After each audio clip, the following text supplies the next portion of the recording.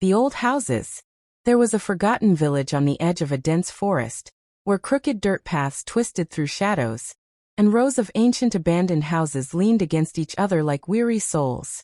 The villagers had left decades ago after a mysterious plague swept through, leaving behind only silence, rotting wood, and whispers carried by the wind. People from nearby towns avoided the place. They said the old houses still remembered the screams of those who had once lived inside. But curiosity always finds its way into forbidden places. Chapter 1: Arrival. A group of 5 friends, Ethan, Sarah, Daniel, Mia, and Lucas, decided to explore the village one stormy evening.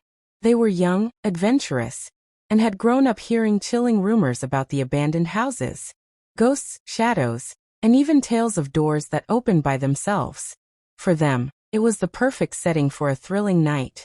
The moment they stepped past the cracked wooden gate of the first street, the air grew heavy.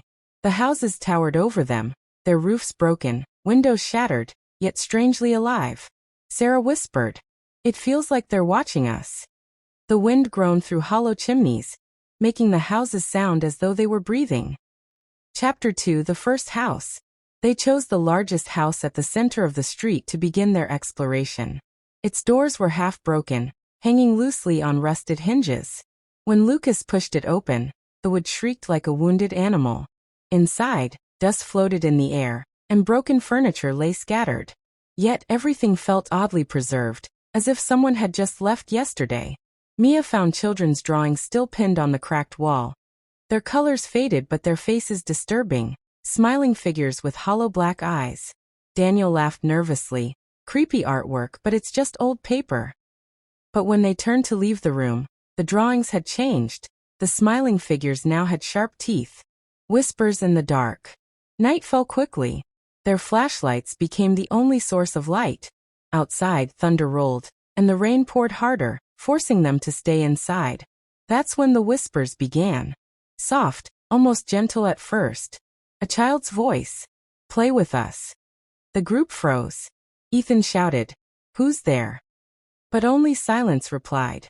Then footsteps echoed upstairs, slow and dragging. Against better judgment, they climbed the staircase. Every step groaned beneath their weight. At the top, the hallway stretched endlessly, lined with doors. Some opened slightly by themselves, revealing nothing but pitch-black rooms. Others remained tightly shut, though strange scratching noises came from inside. Chapter 4: The Portrait Room. Sarah entered a room filled with portraits. Dozens of painted faces stared down at them, their eyes strangely realistic. Some were blurred as if painted in a rush, while others were too sharp, almost photographic. Lucas pointed at one in the corner. "That looks like me," he said, stepping back in shock. The painting indeed resembled him, but the version on the canvas had no eyes, only bleeding holes. The group panicked and ran, but as they did, all the painted faces slowly turned toward them. The door slammed shut behind them on its own. Chapter 5: The Basement. Desperate to find a way out, they stumbled across the entrance to the basement. Against their fear, they descended. The smell of rot grew stronger with every step. In the flickering beam of Ethan's flashlight, they saw broken dolls, cracked mirrors, and piles of old shoes scattered across the dirt floor. A rocking chair moved slowly on its own in the corner. Then Sarah gasped. On the far wall, carved deeply into the wood, were the names of families who once lived in the house. Next to each name was a date, the date of death. The last entry was freshly carved. It was their names, all 5, with today's date. Shadows awake.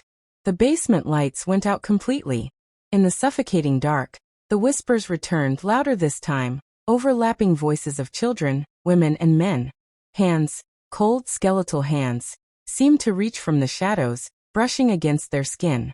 Mia screamed as something yanked her hair violently. They bolted upstairs, only to find the house had changed.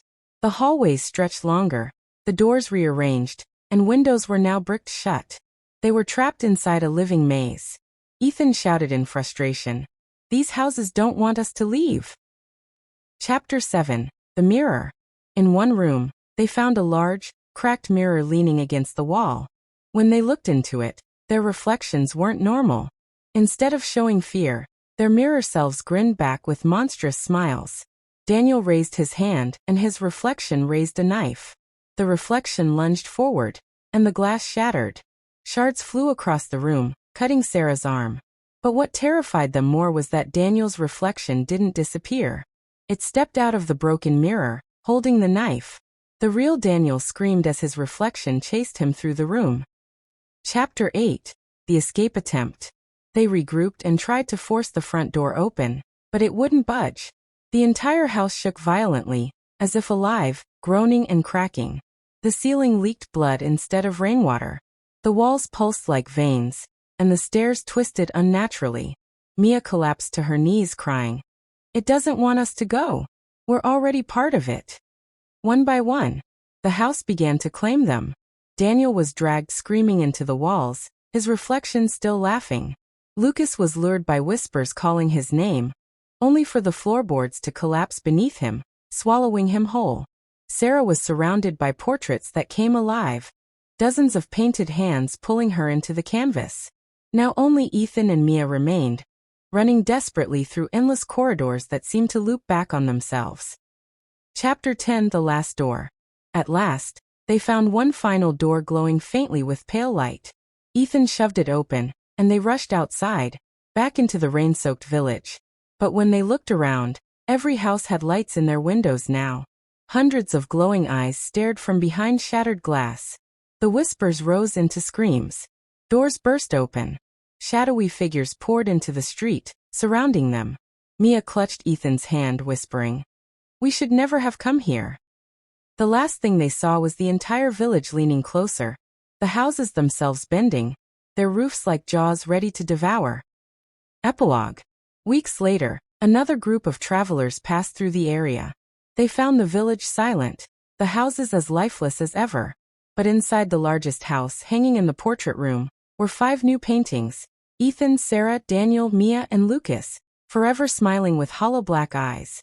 The old houses had claimed new souls.